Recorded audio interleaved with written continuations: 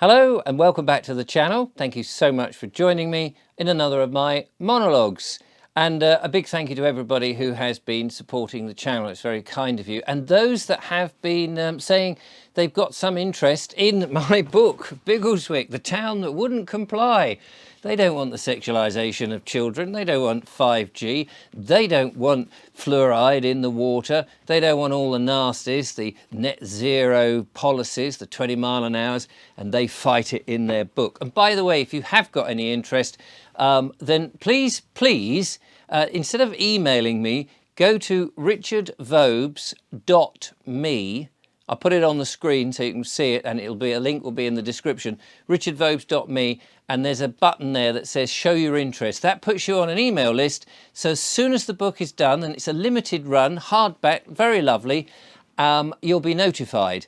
And then that way you can have first dibs on the book. So I'm a bit frustrated at the moment. Frustrated, like so many people. Just get my lighting right. The reason I'm frustrated is, as you may know, I am, and the lovely Julia, we are purchasing a little piece of land. It's not a huge lump, it's not as big as I would like, but we are managing to get something. We want to get going. We want to get out there and do some farming, even if it's very small scale, even if it's really just a small holding and it takes a bit of time, and it will probably be off grid, and you know, it's all of that, that's what we want to do. And of course it's in the hands of the solicitors, and my goodness, I think snail racing or turtle racing would be faster.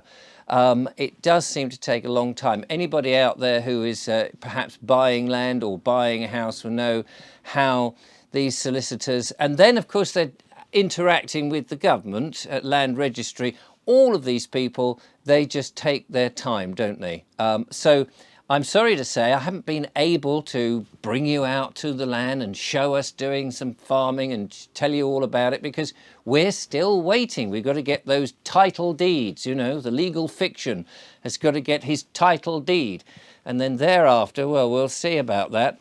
But so that is a very frustrating situation for Julia and I, because we're now coming towards autumn when it's cold and it's wet, and it's been raining very much recently, and we know that there's a lot of clearance work that we need to do, chopping back brambles and things.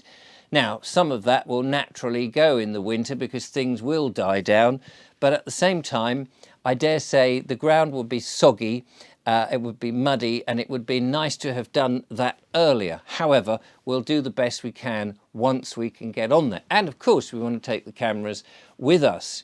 And to me, this is an absolutely vital thing for people to be doing.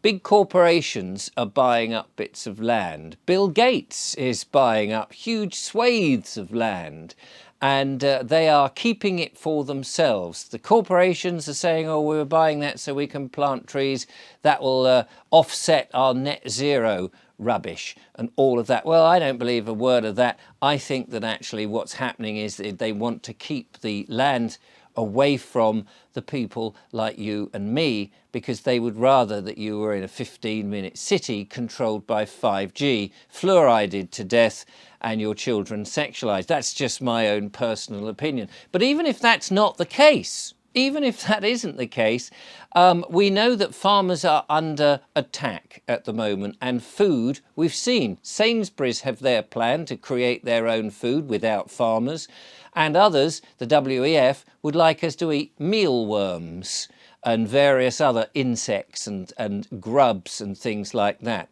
Yeah, and they're just laughing at us because they'll try and persuade us that that is far better than perhaps roast beef and Yorkshire pudding, or lamb, or meat, or anything like that, or even cheese and dairy products. And so they're, you know, trying to eradicate all animals and say that farms are unnecessary. Well, that is the most ridiculous thing, and if people can't see through that, then they really are blind. And I do sometimes suspect that people are blind. Mind you, a lot of people did take a certain medical intervention, and I do think that that has altered their brain pattern and made them somewhat dim.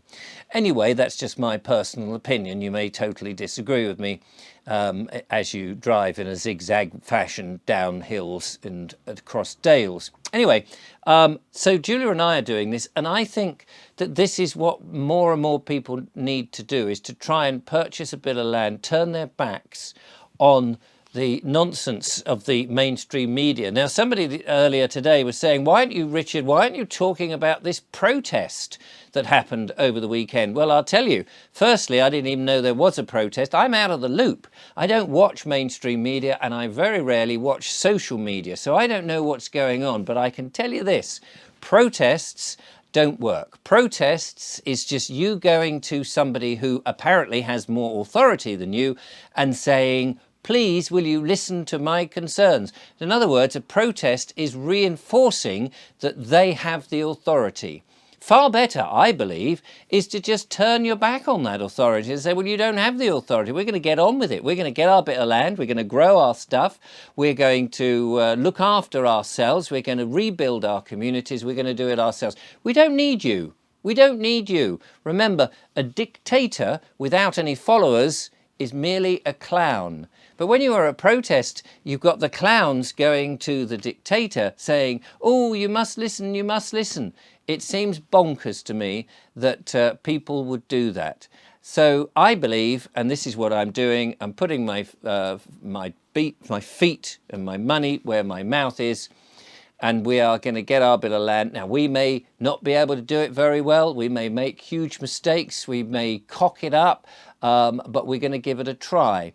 And I think that's the most important thing. At least it's what we want to do. We've talked about it and we're trying to do it. But as I say, it's so frustrating waiting for solicitors to get things going. But as soon as we've got that title deed and we can get on there and everything's exchanged and we have the key and away we go, we'll be taking you there and you can witness the mistakes, the fun, the excitement and everything as we do it. It'll be on the English Couple channel, because that's one where, well, it's kind of already established, and but there'll be some bits and pieces over here. So anyway, in the meantime, if you are interested in Biggleswick and hear more about why protests don't work and other ways to get out of the nonsense that is being put onto people in towns, Biggleswick, the town that wouldn't comply, may be for you. It's a fictitious story, that's true, but it's weaved in a whole load of these truth bombs, which some people